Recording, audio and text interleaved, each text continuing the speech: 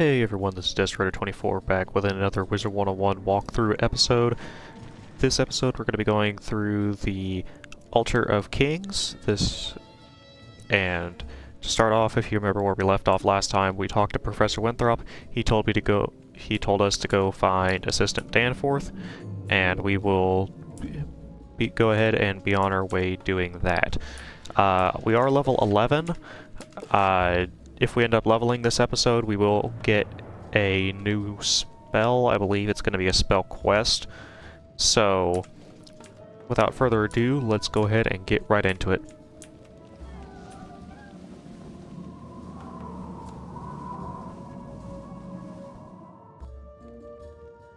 If you guys noticed, my uploading has been very sporadic. That's just due to the fact that I do have real-life responsibilities to be going on. I've got a job, I'm going to college for what I want to do as a career, so that's the reason why I'm not uploading as often as you might think. You're to help me find a way inside the palace? Excellent! As far as I can tell, the palace requires a keystone to unlock the door. My partner Robert Lancaster has been searching for the keystone. See if you can find him, while I see if I can't whip up some other way in. Alrighty, Robert Lancaster will try to give you a side quest. All you have to do is be wary of it and be ready to hit decline whenever it comes up.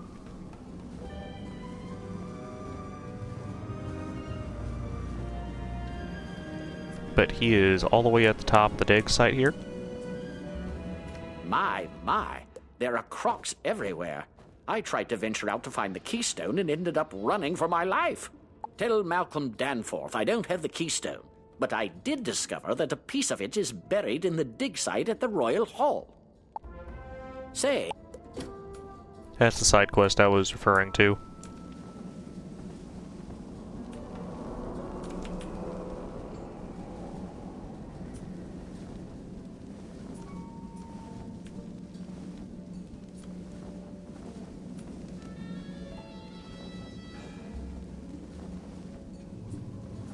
Thanks for that. Good show, that Robert. He couldn't find the keystone, but he did give us a way to find it. It's time to roll up your sleeves and dig into the dirt like a true archaeologist. We need to find that keystone. Please go to the dig site in the Royal Hall and search for the missing piece. It's probably just below the surface of the sand, so you may have to dig around some. We're gonna go ahead and leave a mark here, just so we don't have to come running all the way back.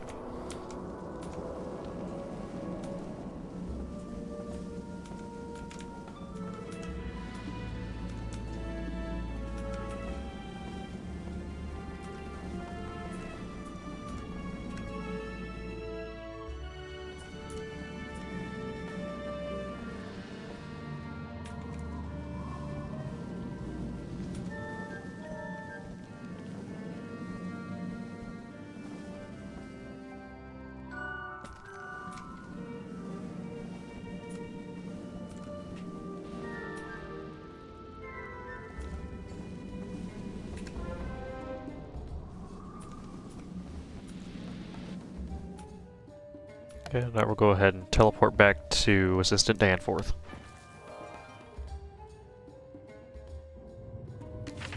Wonderful! You have found the keystone! You are a true archaeologist, my friend.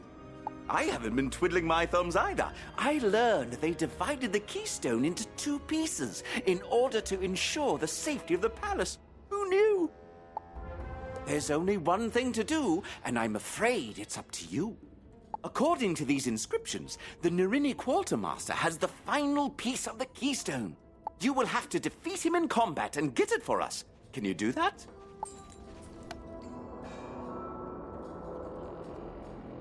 You know, I may just end up going ahead and doing the Palace of Fire while I'm here, because I'm barely into 5 minutes worth of recording, so unless you guys want a really, really short episode, I'm just gonna go ahead and do the Palace of Fire, just to get it over with.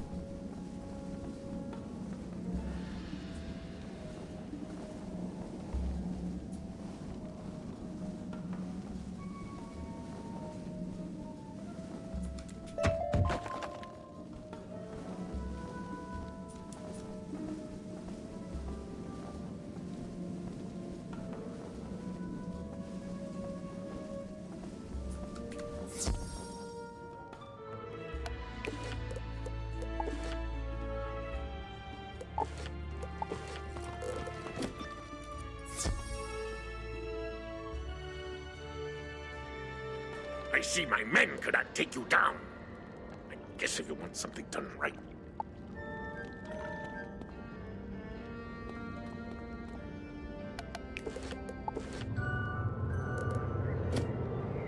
Alrighty, this guy is basically the same as the last Narini we fought, the BT Narini.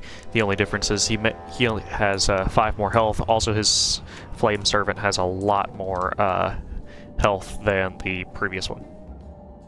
Looks like we are going to have a little extra help here, so that'll be kind of neat. I can also tell she's very over-leveled for where you're supposed to be. Well, I say under-leveled. Well, I say over-leveled. Yeah, she is technically over-leveled. You're only supposed to be level 10 when you enter Crocotopia. She's obviously over level 15. So, in all honesty, there is a lot of ways that you can go with this. You can either do all the side quests, or you can do all the main quests, or you can just do the main quests. We're going to be doing just the main quests.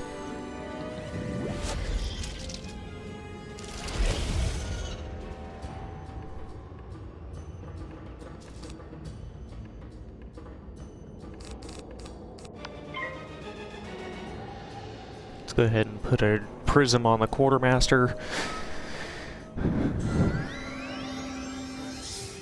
If we cast next round, the quartermaster will be dead regardless.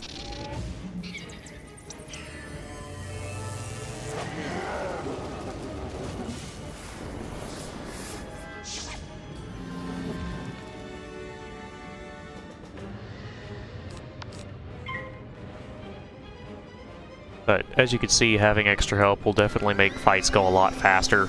But if you aren't able to, just enjoy the challenge. Just enjoy the challenge, that's all I could say. Wizard101, when it was initially created, was a lot more difficult than what it is today. So, there are a lot of people who did it solo back then, too. Let's see. Oh, there's a fire spellment.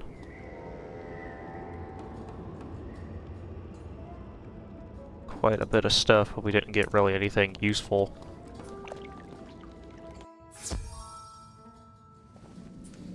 Go ahead and go back down and talk to Assistant Danforth. Get about 600 experience from this, which I think is enough to push us up a level. Nope, not quite.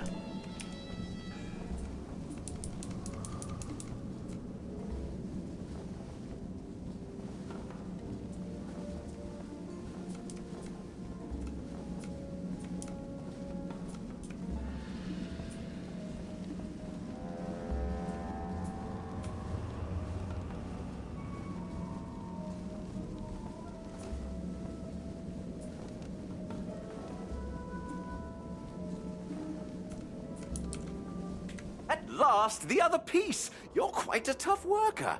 You sure you're not from Marleybone? Here, let me put the pieces together for you. There. Now that we have the keystone, we must inform Professor Winthrop. Head back to the entryway and tell him we can unlock the palace now. It's been a pleasure working with you, even with all these crocs menacing us.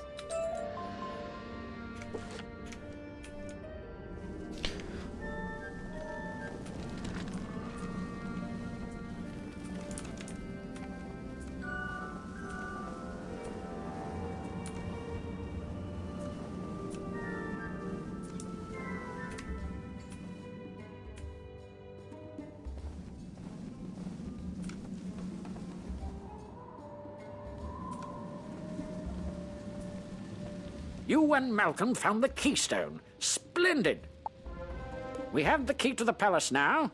Go inside and help Lieutenant Standish clear the way into the throne room. You get a bunch of other notifications here from various people. This is Monstrologist Bark, this middle one. Basically all I don't remember what gender Bark is, but basically what Burke wants you to do is come over there and learn monstrology. It gives you the ability to basically any mob you see will allow you. It will allow you to create a minion of them. Melinda Wu just wants to teach you about gardening. This is recommended to do. This is recommended to do, or at least start very early on, because there is a fairly obtainable seed called couch potatoes, and couch potatoes will give you a lot of mega snacks if you want to go with that. But either way, let's see what this other tutorial tip was. Yeah, Dahlia Flamea is wanting us to come to the school and get a new spell. Let's see. Yeah, we'll go ahead and do the spell quest on this episode, but I can't guarantee it's going to be like that for future episodes, so we'll go ahead and go home and talk to Dahlia.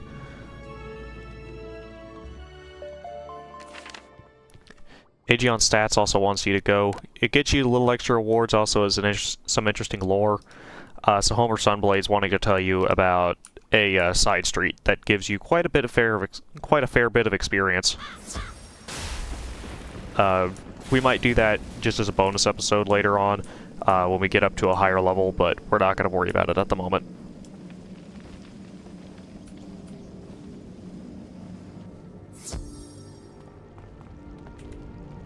So you are ready to learn your next spell?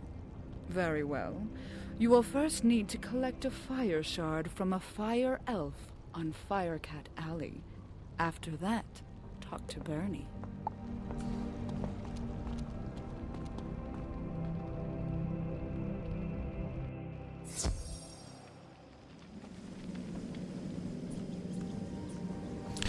So going and defeating fire elves again, huh? I do sincerely hope that these are the ones that have yet to listen to Alacane's, listen to the Cure, but there's only so much we can do.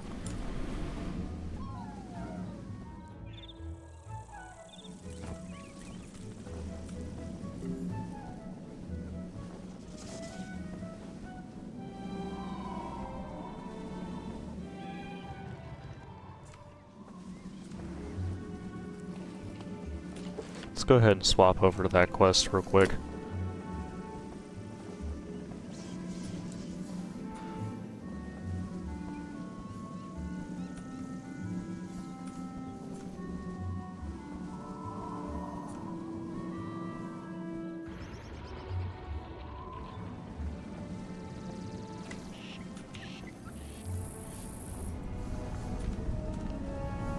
And it just says Fire Elf, so you can either do the Fire Elf Hunters or the Pathfinders. Just to make it easier on yourself, we'll go ahead and make it easier, we'll go ahead and do the Fire Elf Hunters.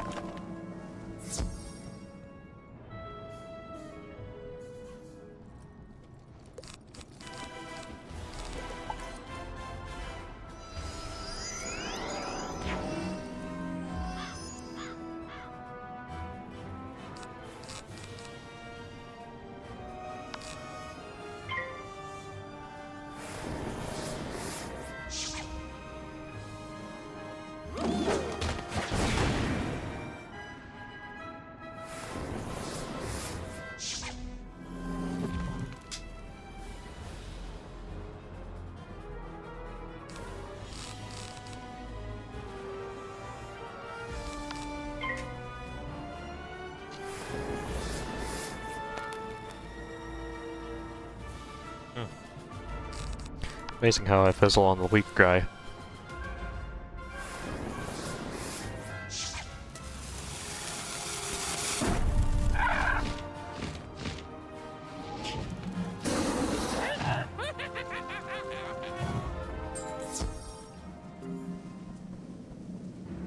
Alrighty, let's go ahead and hit go home so we can go back home and talk to Bernie.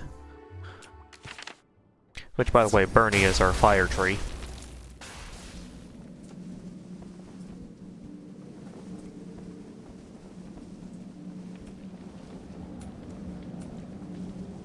And I went right to the fire school. I think I skipped a couple steps.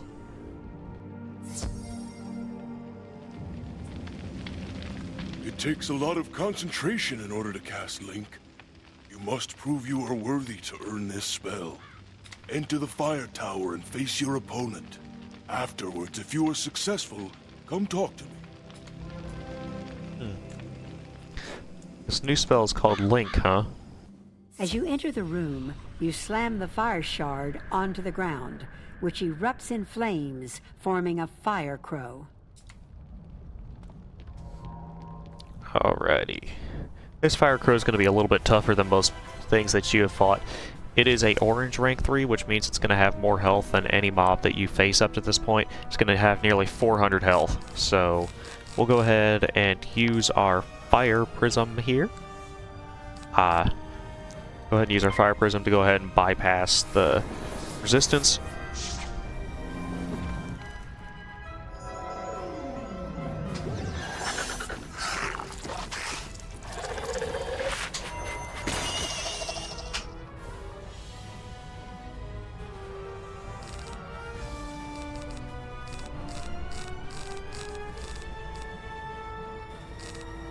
Some schools are a bit unluckier when it comes to their prisms. As I probably mentioned before, Death doesn't get their prism until, I believe, level 18, which can make the final boss of Wizard City very, very difficult unless you get treasure card prisms.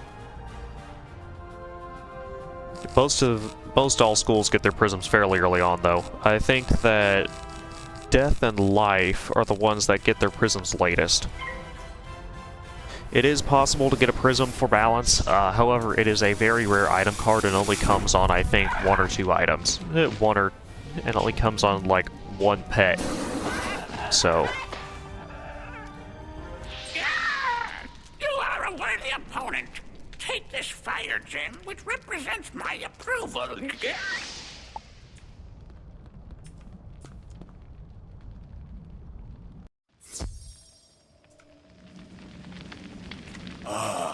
You have the fire gem the Fire Crow gave you. Now you will need to go to Festival Park on Cyclops Lane to learn your words of power from the fire minion. After you have learned the words of power, speak to Professor Falmea. Alrighty. So it says go to Festival Park.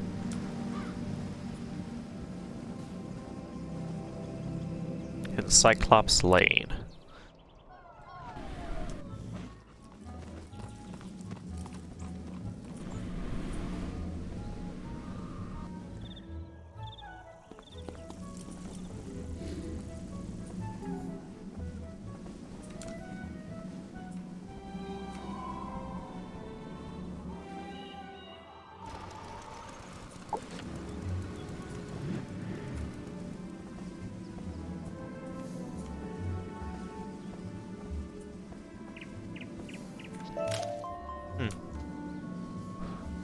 I think this flax is one of the new ingredients, is one of the new reagents that came out with the recent update. So.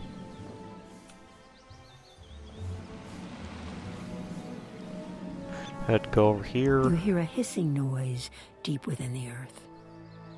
This is never rendered right since they, this has never rendered right. This part of the spell quest since they changed Cyclops Lane, because it used to spawn over there because it actually spawns over there where the teleporters are. They just haven't bothered to change it. Student of fire, I see that you have obtained a fire gem. You have shown your resourcefulness and dedication. For that, you have our favor. The power words you will require for your spell are Omnibio Hissia Paraxima.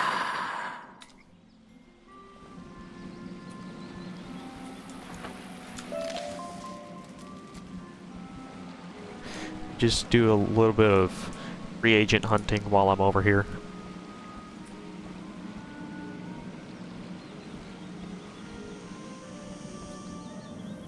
Doesn't look like there's anything else. I'm gonna go ahead and go back home so we can get back to Dahlia rather quickly.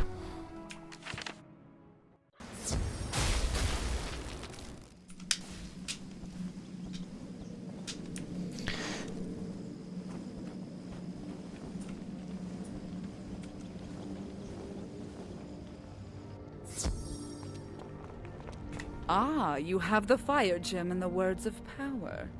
Super. I will now intone your spell. Thalmea speaks the words of power in what sounds like an ancient tongue. Your efforts have paid off, student. Make sure to put this in your deck. You may need it soon. Okay, so she is not wrong on this. Link is a very, very useful spell. There are a lot of mobs that start to use it in the higher worlds, and for good reason. It is a damage over time. Granted, it is much, much weaker than Fire Elf for the same amount of pips. However, it is also a heal over time. There is a stronger version of this spell, which is more powerful, but it costs more pips. I would tip, but this can definitely come in handy in fights, so I would definitely recommend keeping at least 2 of these in your deck. But with that, I think that will wrap up this episode here. Thank you all for watching. The next episode, we're going to be doing the Palace of Fire. I will try to make that one as short as possible, most likely. This one will that episode will have a few cuts in it, just due to the fact that the area requires quite a bit of running. There might be a few cuts in there, but the reason why it's the most difficult world is because you have 4 back-to-back bosses, and those 4 back-to-back bosses will usually ruin your life because for some reason the Palace of Fire seems cursed to at least me. I don't know about other people, but the Palace of Fire does seem to be cursed. You tend to fizzle a lot more in there than you do anywhere else. But with that, we will go ahead and end this episode, and I will see you all next time. Bye!